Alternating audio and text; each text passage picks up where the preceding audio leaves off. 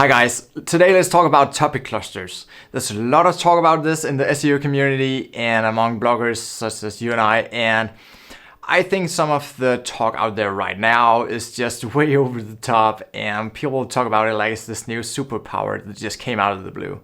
So I want to target some of that I think is not right, something that I disagree with, and also I want to just try and break down exactly what it is and just try to keep it simple, because sometimes people just make things way too complicated, and especially in online marketing.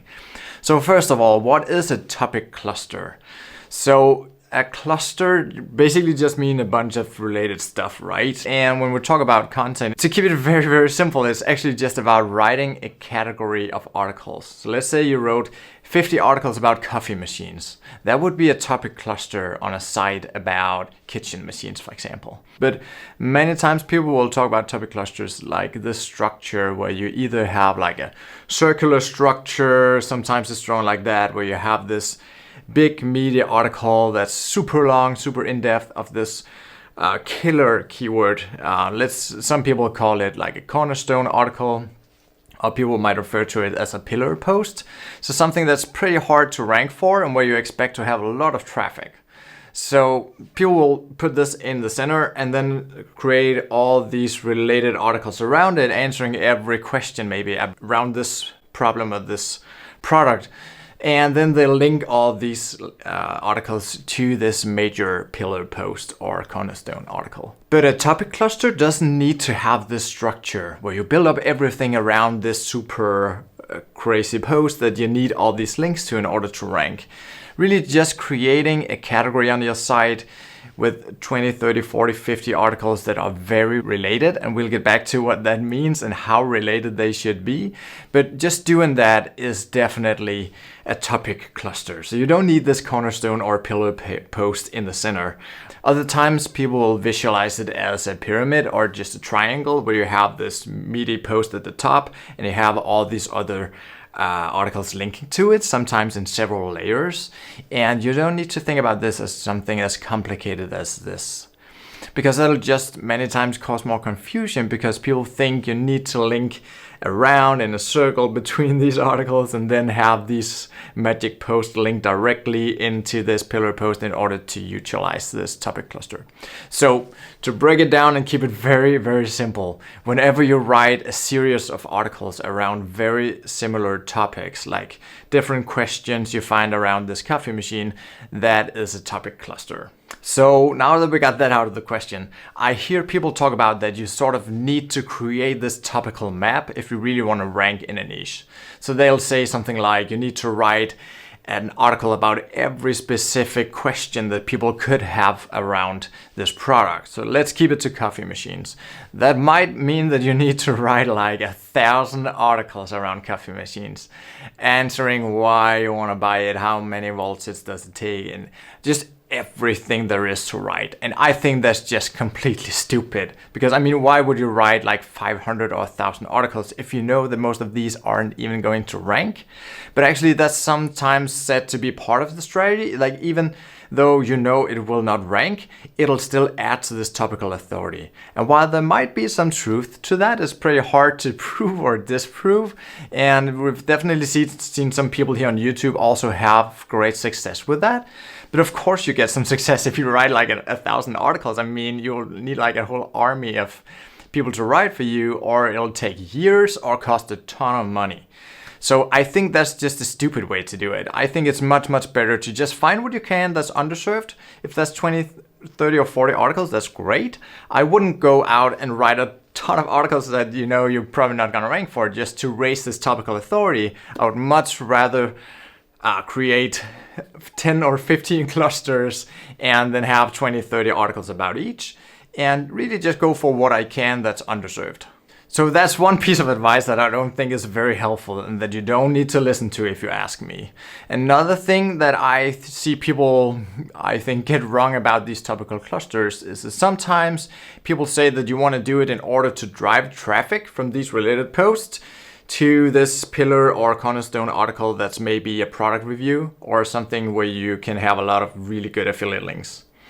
But the math here is in real life that let's say you create all these related articles And I put some numbers down here. Let's say you're able to drive 10,000 visits per month to these related articles. And let's say that 3% of the people visiting these surrounding articles are actually clicking on the internal links to get to this pillar page, pillar post, or this article that links out to some affiliate offers. That means that you will have around 300 clicks from these 10,000 visits out here. So now you have 300 more clicks to this page. And then let's say that 3% of these visitors actually click to that affiliate links. Now you have 9 more affiliate link clicks. And then again, let's say that 3% of these actually buy something. That means that you will have 0.27 more sales from all these surrounding pages. Or in other words, you'll need like 30 or 40,000 page views to these surrounding pages out here in order to drive enough traffic from internal link clicks to this pillar post before they click out and actually make a purchase. So you see, the math doesn't really add up. That's not the way to do it, because you want to include these affiliate links out in these surrounding articles and not put them in this pillar post. So driving traffic to this pillar post or this cornerstone article in the center is not the reason why we create this topic cluster. The reason why we create these topic clusters is because Google is quickly moving away from just analyzing and counting keywords on your articles and really trying to understand or decipher what each article is about and when they should surface it in the search results. So of course, if you have 100 articles answering a lot of questions about coffee machines, you will have a greater chance of ranking in Google for all of them, and also the ones that you maybe couldn't rank for. So you could definitely use some of these articles in this cluster to link to some of the articles within this cluster that you might have a harder time rank for. So let's say you found something that's not underserved, but you want to write this article because you think it'll drive some good sales, or you think there'll be a lot of traffic there. So it makes sense to find some of these little bit more meaty articles with higher search volume, or they're just harder to target. And maybe you have like 3, 4, or 5 competitors there in Google when you search them. So make sure to give those some good internal links whenever it makes sense from within this cluster. But creating this structure and creating this cluster doesn't mean that you can have this meaty article in the center and have a brand new site ranking for what is the best coffee machine. There's just no way you can do that. So it's not like a magic bullet. It's not the new magic SEO silver bullet out there. If you just link enough to it internally, you can rank for anything. That's definitely not the case. But as I just said, you can use it to point some of these links with anchor words, meaning that the links you actually click on these surrounding articles have some of these keywords you can say that you want this article to rank for. So if you have this article that you want to give a shot and maybe you have 3, 4, or 5 competitors above you in the search results, then just try and send these internal links to it from within this cluster. But again, don't think you can rank for anything if you just have enough links to it. That's just not how it works. So let's talk about how to do this. So the way I do it is to look for very similar articles with the Google autocomplete, and people also ask, and some of the other methods that I lay out in my course. So now that you have a list of, let's say, 20, 30, or 40 related articles that you want to write, then you create internal links between these articles whenever it makes sense. And this is a very manual process. You might need a VA or yourself to go in and do this. Create links where you think people will actually click them. Because if people actually click on your links, that'll just make much more sense for the user, and Google will see that and see that it's actually a relevant link. And you don't need, again, this circular structure or triangle structure or have them all link into several layers and then end up on this major post. Just linking between these articles where it makes sense will definitely strengthen this topical relevance. That gives you more authority in Google, which will make it easier for you to rank across all these articles. And I want to say that I don't use the tag system in WordPress. I don't apply the same tag to all these articles. I don't think tags are really helpful for hardly anything. I mean, there can be use cases, but I don't use it to create topical relevance because these tag pages don't really rank in Google anyway.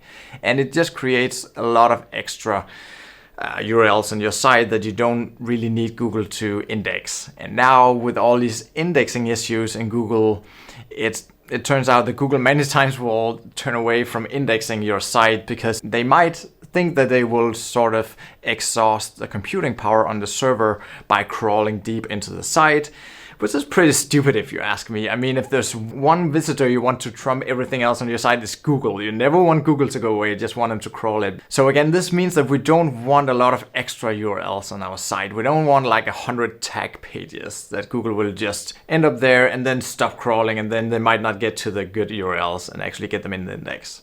And I also want to point out that if you cannot really find more really underserved topics to write on. Let's say you can find like 15, but you need another 10 or 20 to complete this topic cluster. Then I don't see any reason why you shouldn't branch out just a little bit, just to write about this other type of coffee machine, or just something that's related enough. So I wouldn't advise you to stay 100% focused on just writing about this coffee machine brand if you cannot find enough that's underserved. I think finding something that's truly underserved always trumps this very strong topical relevance. Again, to clarify, I would advise you to write about 2, 3, or 4 different types of coffee machines if that's what you need in order to get like 20, 30, or 40 underserved topics. Instead of staying on this one type of coffee machine, if you can only find 10 articles that have user-generated content and Quora and Reddit and such, yeah, so instead of just writing about something that has more competition, I would rather branch out to something that's very similar. So again, being underserved is better than staying on topic and then have articles that you cannot really rank for. Other than that, I like to link out from this cluster of topics where it makes sense to really great sites in that narrow industry. So let's say again it's to coffee machines. I would link to some of the major coffee brands and some of the best sites out there about coffee machines, just to show Google even more of this topical relevance by showing that you want to associate yourself with these sites. If you do that here and there within this cluster and you interlink where it makes sense, you will probably rank much faster. I hope it was helpful. See you guys next time.